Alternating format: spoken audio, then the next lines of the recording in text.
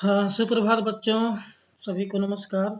एक बार फिर हम हाजिर हैं आप लोगों के सामने ऑनलाइन कक्षा के माध्यम से हिमालय की बेटियां पाठ का भाग 2 लेकर के। प्यारे बच्चों, हमने पिछली वीडियो में यह देखे थे, पिछली वीडियो में आप और हमने यह पढ़ा था कि हिमालय की बेटियां शीर्षक से नागार्जुन जी ने किस प्रकार के मनोभाव व्यक्त किए हैं। हमने यह पढ़ा था कि हिमालय से निकलने वाली सभी नदियों का जो स्वरूप पर्वतराज हिमालय की गोद में है, जो स्वरूप उनके उद्गम स्थान से है, वही स्वरूप मैदानों में जा करके विशाल हो जाता है।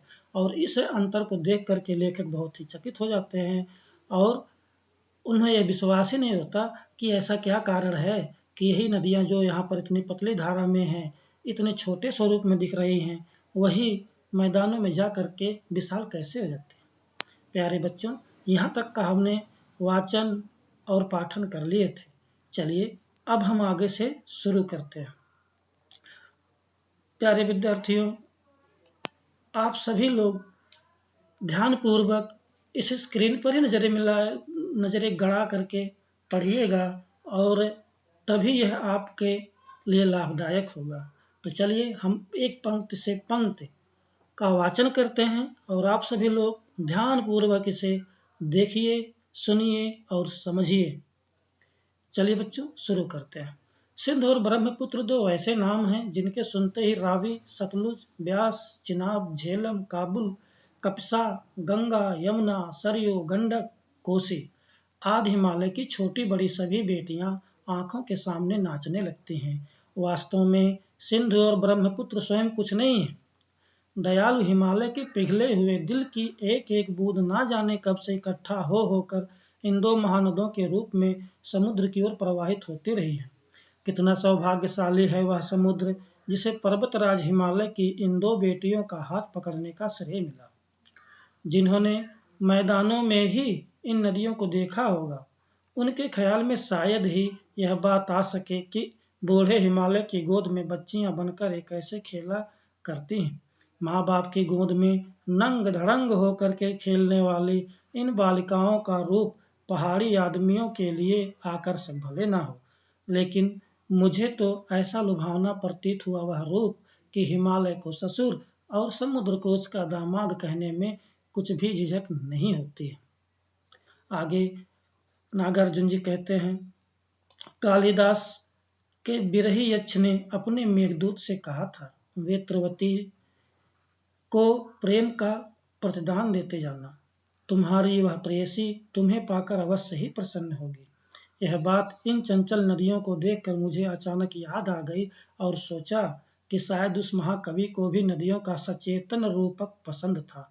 दरअसल जो भी कोई नदियों को पहाड़ी घाटियों और समतल आंगनों के मैदानों में जुदा जुदा शक्लों में देखेगा, वह इसी नतीजे पर पहुंचेगा। आगे काका कालेल करने नदियों को लोक माता कहा है, किंतु माता बनने से पहले यदि हम इन्हें बेटियों के रूप में देख लें तो क्या हर्ज है। और थोड़ा आगे चलिए, इन्हीं में अगर हम प्रेयसी की भावना करें तो कैसे रहेगा। ममता का एक और भी धागा है जिसे हम इनके साथ जोड़ सकते हैं। बहन का स्थान कितने कवियों ने इन नदियों को दिया। एक दिन मेरी भी ऐसी भावना हुई थी।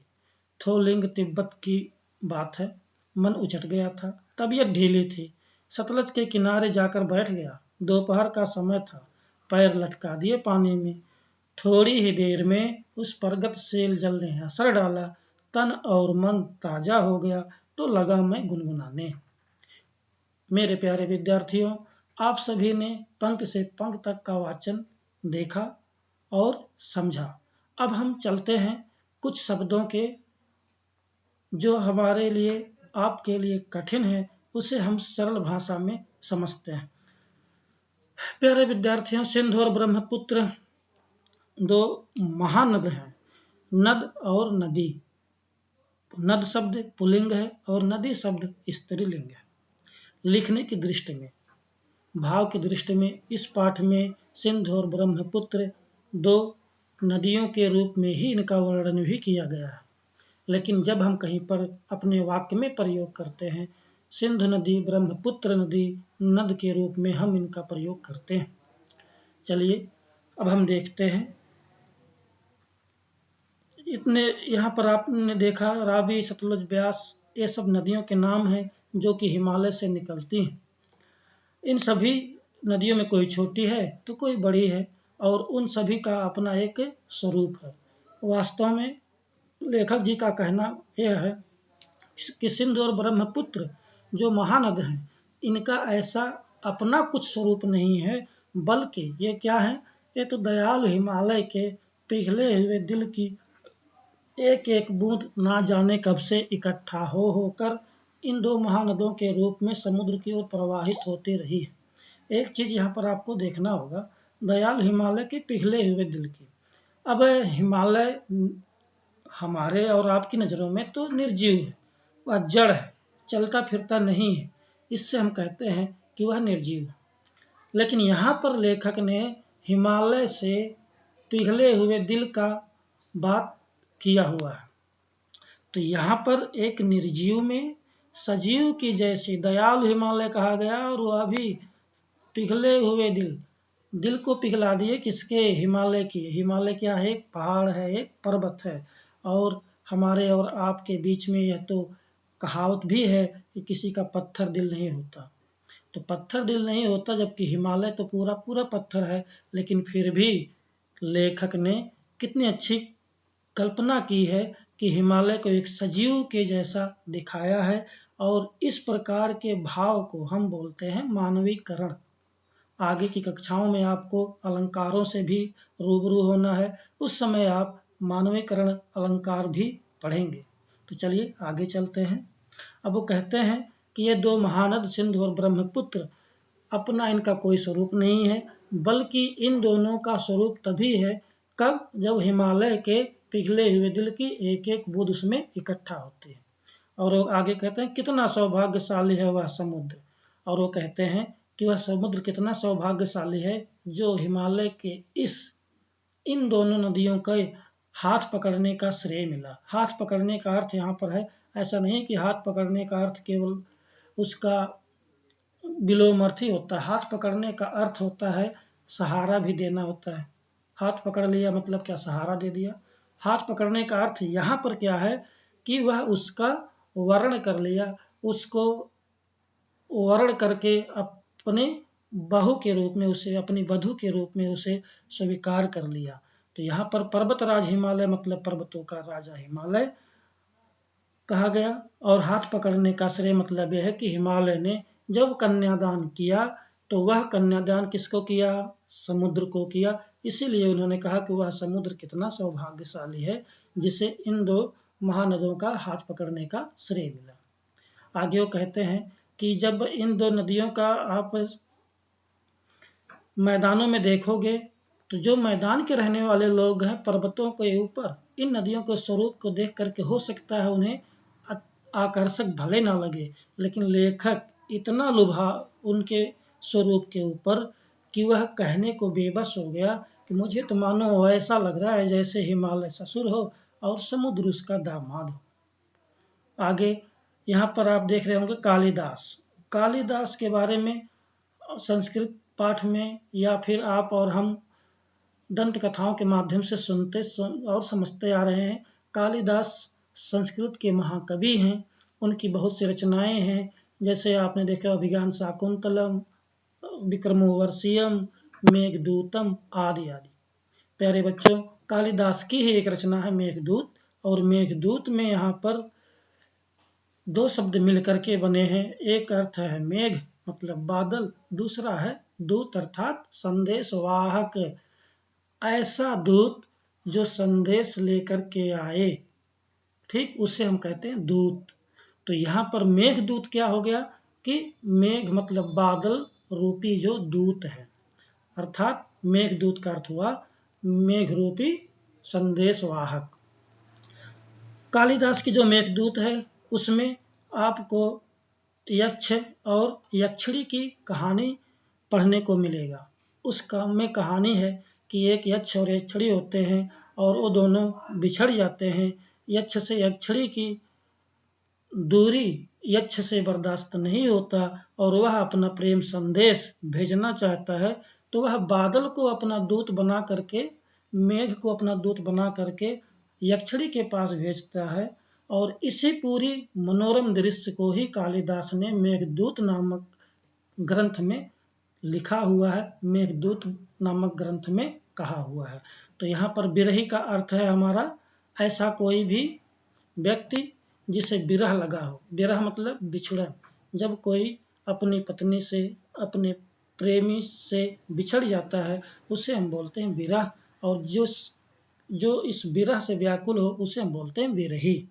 तो आगे उन्होंने कहा था कि मेघदूत पाठ में कालिदास ने कि यक्ष ने जब संदेश भेजा मेघ को अपना दूत बना करके, तो उसने कहा था कि हे मेघ, हे बादल, तुम बेतवा नदी का भी प्रतिदान देते जाना। बेतवा नदी को अपने प्रेम का प्रतिदान देते जाना। प्रेम का प्रतिदान मतलब यह है प्रेम का संदेश देते जाना।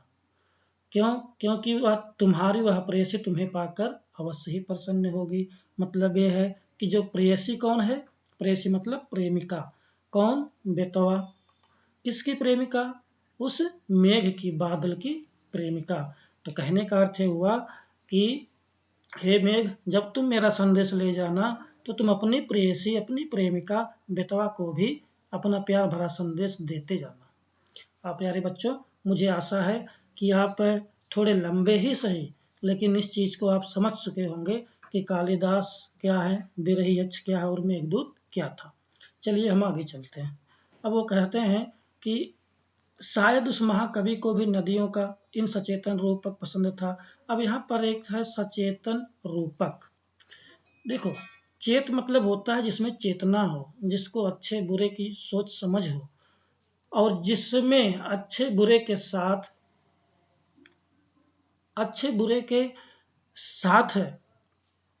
चेतना हो, उसे हम बोलते हैं सचेतन।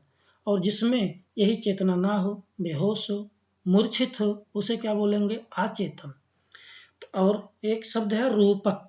रूपक का मतलब यह है कि कहीं पर जब आप और हम फिल्में देख रहे होते हैं, किसी फिल्म में आप देखते होंगे कि किसी की तुलना हम करते हैं, किसी के रूप की सुंदरता का वर्णन करते हैं। जैसे हमने मान लो यह कल्पना की कि किसी नारी है और उसका मुख तो चंद्रमा के जैसा सुंदर है, तो आप यहाँ पर उपमा अलंकार होगा कि चंद्रमा की सुंदरता की तुलना उस नारी से किया गया। लेकिन इसी को अगर हम दूसरे रूप में वर्णन करें कि नारी का मुख ही चंद्रमा है, तो वहां पर रूपक हो जाएगा। अर्थात जब जिससे तुलना की जा रही है और जिसकी की जा रही है, दोनों में कोई भी भेद ना हो, उसको हम बोलते हैं रूपक। जैसे आपने सुना होगा, मैया मैं तो चंद्र खिलौना ले हूँ, हे माता मैं तो चंद्रमा रूपी खिलौना ही लूंगा। तो पूरी लाइन में रूपक अलंकार ही है। और आगे चल करके आप रूपक शब्द को भली भांति समझेंगे। फिलहाल आप इतना समझिए कि ऐसी कोई भी वस्तु, जब किसी दो वस्तुओं की तुलना की जाती है और उनमें कोई भी भेद ना हो, तो उस चीज को हम बोलते हैं रूपक। मुझे विश्वास है कि आप सचेतन और रूपक शब्द को समझ गए होंगे। चलिए आगे चलते हैं। काका कालेलकर ने नदियों को लोक माता कहा है। काका कालेलकर बहुत बड़े पर्यावरणविद रहे हैं। बहुत बड़े पर्यावरण को बचाने में इनका बहुत बड़ा योगदान रहा है। इसीलिए इन्होंने लोक माता का दर्जा दिया है। किसे दिया है? नदियों को। लेकिन लेखक इनसे 2 कदम आगे और आगे जाने की बात करते हैं। लोक माता मतलब संसार की माता हो गई। नदियों से किनारे हमारे तमाम सभ्यताएं विकसित हुई। इसीलिए नदियां हमारा भरण पोषण करती हैं। इसलिए काका कालेलकर ने नदियों को इस संसार की माता कहा। जिस तरह से माँ हमारा भरण पोषण करती है, उसी तरह नदियां भी हमारा भरण पोषण करती हैं। इसलिए काका कालेलकर ने नदियों को लोक माता कहा। लेकिन लेखक नागार्जुन जी तो इससे 2 कदम आगे जाते हैं। वो तो कहते हैं किंतु माता बनने से पहले अगर हम इन्हें बेटियों के रूप में देख लें तो वो भी अच्छा है। और अगर इससे भी 1 कदम हम और आगे निकल जाएं, अगर हम इन्हें अपनी प्रेयसी के रूप में देख लें तो, अर्थात प्रेयसी कहने का अर्थ यहाँ पर यह है कि जो प्रेम की प्रगाढ़ता एक प्रेमी और प्रेमिका में होती है, अगर वही प्रेम की प्रगाढ़ता हमारे नदियों के प्रति हो जाए तो कैसा रहेगा। ठीक उसी से एक और संबंध उन्होंने आगे जोड़ दिया कि अगर इसे हम बहन के रूप में देख ले तो हमारे और आप के बहन हैं, हम और आप अपने बहनों के साथ कितने प्रेम पूर्वक रहते हैं। तो जो ममता एक बहन और भाई में होता है, वही ममता लेखक को नदियों में भी दिखाई दे रहा है। आगे उस कहते हैं कि ठीक ऐसी ही भावना मेरा भी एक बार हुआ था कि मैं एक बार थोलिंग एक स्थान है तिब्बत में, और वहाँ की बात है, इनका मन उचट गया, मतलब इनका मन बड़ा ही उदास हो गया। तबीयत बड़ी ढीली थी। ढीली कहने का अर्थ मतलब है यहाँ पर कि बहुत ही परेशान थे, बहुत शारीरिक रूप से थकान हो गई थी। लेखक सतलज के किनारे बैठे हुए थे, दोपहर का समय था, और उस सतलज की नदी की धारा में उन्होंने अपने पैर लटका करके बैठ गए, और थोड़े ही देर में प्रगतिशील जल, प्रगतिशील मतलब होता है निरंतर बढ़ता हुआ, जल ने ऐसा असर डाला कि लेखक का मन तन ताजा हो गया और वो गुनगुनाने लगे। क्या गुनगुनाए हम अगले वाले वीडियो में देखेंगे। चलिए अब हम देखते हैं यहाँ पर नीचे आपका शब्द और अर्थ। तो यहाँ पर आप देख रहे हैं पर्वतराज अर्थात पर्वतों का राजा। आप यहाँ पर कोई समास पूछेगा तो हम उसे कहेंगे तत्पुरुष समास, दो शब्द मिलकर बना है पर्वत और राज। विरही हमने बताया आपको, विरह की दशा जिसे हो उसे हम बोलते हैं बिछुड़न। ठीक। यक्ष, यक्ष देवताओं का भी एक रूप है। प्रतिदान मतलब संदेश। प्रेयसी मतलब प्रेमिका। महाकवि मतलब महान कवि। समतल, समान तल, एक जैसी तल होना उसे बोलते समतल। और जुदा जुदा, जुदा जुदा मतलब होता है कि अलग अलग होना। लोक माता मतलब संसार की माता। तो मेरे प्यारे बच्चों, हमें आशा है, पूर्ण विश्वास है कि आप सभी लोग इस पाठ को भली भांति पढ़ लिए होंगे, देख लिए होंगे और समझ लिए होंगे। तो इसी क्रम में अब आपके लिए गृह कार्य है। इस पाठ में जितने भी नदियों का वर्णन किया गया है, उनमें कुछ नदियों का नाम प्राचीन भाषा, प्राचीन काल में और था और आधुनिक काल में और है। तो आपके लिए गृह कार्य है कि जो आज नदियों का नाम है, उनका प्राचीन नाम क्या था, उसे आपको अपनी नोट पुस्तिका में लिख करके लाना है। बस बहुत बहुत धन्यवाद। आज के लिए बस इतना ही। आगे हम अनवरत लेकर के जारी करके इस पाठ को अगली श्रृंखला के हम फिर हाजिर होंगे। तब तक के लिए बहुत बहुत धन्यवाद। आप सभी का दिन शुभ हो।